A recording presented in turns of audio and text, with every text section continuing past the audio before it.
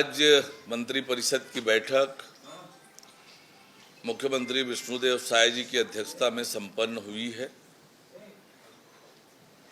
बैठक में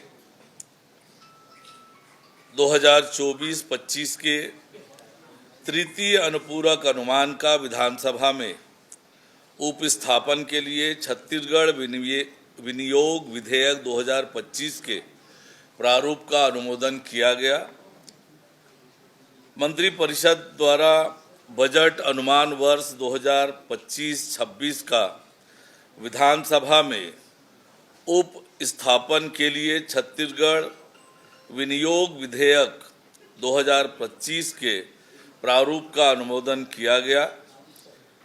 मंत्रिपरिषद द्वारा राज्य के किसानों को नवीन उन्नत किस्मों और गुणवत्ता युक्त बीजों की उपलब्धता सुनिश्चित करने के लिए छत्तीसगढ़ राज्य भंडार क्रय नियम 2002 के नियम 4 में छूट प्रदत्त संस्थाओं की सूची में विस्तार करने का निर्णय लिया गया, जिसके तहत सर्वप्रथम बीज का उपार्जन बीज निगम द्वारा राज्य के पंजीकृत बीज उत्पादक किसानों से किया जाएगा।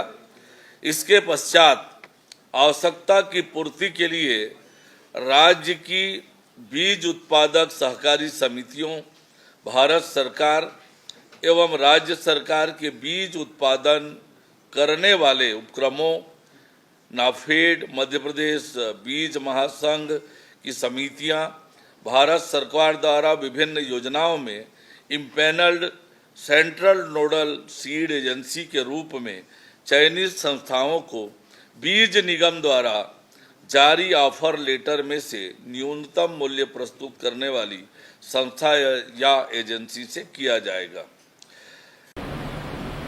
छत्तीसगढ़ लोकतंत्र सेनानी सम्मान विधेयक 2025 के प्रारूप का अनुमोदन किया गया।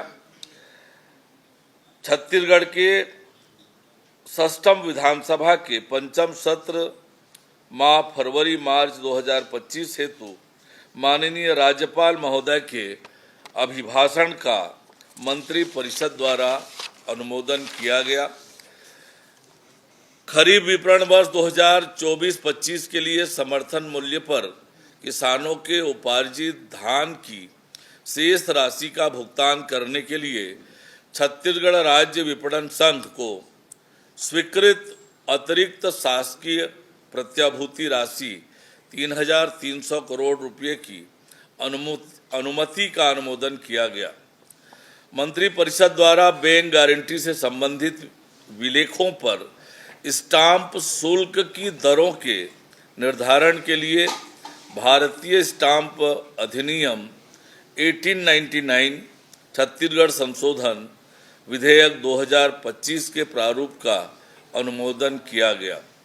मंत्रिपरिषद द्वारा छत्तीसगढ़ कैडर के भारतीय वन सेवा के 30 वर्ष की अर्हतकारी सेवा पूर्ण कर चुके 1992 से 94 तक बैच के अपर प्रधान मुख्य वन संरक्षक के पद पर पदस्थ अधिकारियों को गैर कार्यात्मक नॉन फंक्शनल आधार पर यथास्थान प्रधान मुख्य वन संरक्षक के समकक्ष स्केल प्रदाय करने हेतु आवश्यक पद सृजन का निर्णय लिया गया।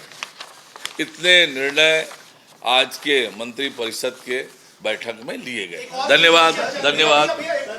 देखिए, विधानसभा की जब कार्यसूची जारी होगी तब उससे स्पष्ट होगा, पर हमारी सरकार लगातार धर्मांतरण के खिलाफ ठोस और मजबूत कार्यवाहियां कर रही है और वो जो समाचार में देख रहे हैं लगातार और जो कार्यवाही हो रही है, हमारी सरकार के धर्मांतरण को लेकर जो नीति है उसी का ही परिणाम है कि जहां पर भी धर्मांतरण हो रहा है कठोर कार्यवाही हो रही है। राज्य निर्वाचन आयोग नगरीय निकाय के निर्वाचित पदाधिकारियों की अधिसूचना जारी करेगी। अधिसूचना जारी होने के बाद नगर निगमों के जो नियम है उस नियम के हिसाब से 15 दिन में शपथ ग्रहण और सभापति का चुनाव और नगर पालिका नगर पंचायत में 30 दिन के अंदर शपथ ग्रहण और उपाध्यक्ष पद के चुनाव का प्रावधान है। और प्रावधानों के अनुरूप जो है वो आगे की कार्यवाही होगी। पहला काम ये होगा, अभी राज्य निर्वाचन आयोग इसकी अधिसूचना जब भी जारी करेगी, उसके बाद 15 दिन नगर निगम के लिए और 30 दिन नगर पालिका नगर पंचायत के लिए निर्धारित है। उस निर्धारित अवधि में ये आगे की कार्यवाही होगी। देखिए, ये तो कांग्रेस में बदलाव की चर्चा पिछले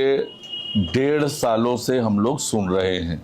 विधानसभा चुनाव के परिणाम जब से आया है तब से ये चर्चा चल रही है। तो कांग्रेस के इन चर्चों पर मत जाइए। कांग्रेस, मैंने जैसे कहा, दिल्ली में शून्य, छत्तीसगढ़ के नगरीय निकायों में शून्यता की ओर कांग्रेस पार्टी बढ़ रही है। देखिए, चूंकि यह चुनाव गैर दलीय आधार पर है, कांग्रेस खुश होना चाहती है तो वो खुश हो, लेकिन सच्चाई ये है कि जिस प्रकार का परिणाम नगरीय निकायों में आया है, उसी तरह के परिणाम, उसी तरह के जनादेश पंचायतों के चुनाव में भी आ रहे हैं। अधिकांश सीटों पर भारतीय जनता पार्टी के कार्यकर्ता, भारतीय जनता पार्टी के जो अधिकृत प्रत्याशी हैं, वो जीत रहे हैं। और आने वाले समय में जब जनपद और जिला पंचायत अध्यक्ष का चुनाव होगा तो ये कांग्रेस के झूठे दावों की पोल अपने आप खुल जाएगी। मैंने वही कहा, पहली बात तो ये है कि कांग्रेस का जो दावा है वो झूठा है, निराधार है। कांग्रेस कहीं पर दिखी है पंचायत चुनाव में, मुझे ये बता दें। और इसलिए कांग्रेस पार्टी मुगालते में है, झूठा दावा कर रही है। जब जनपद अध्यक्ष और जिला पंचायत अध्यक्ष के चुनाव होंगे, कांग्रेस के ये जो दावे हैं वो उसकी पोल खुल जाएगी। धन्यवाद। आप देख रहे हैं दैनिक चिंतक। आगे की अपडेट के लिए बने रहे हमारे साथ। हमारे चैनल को लाइक, सब्सक्राइब और शेयर करना ना भूलें।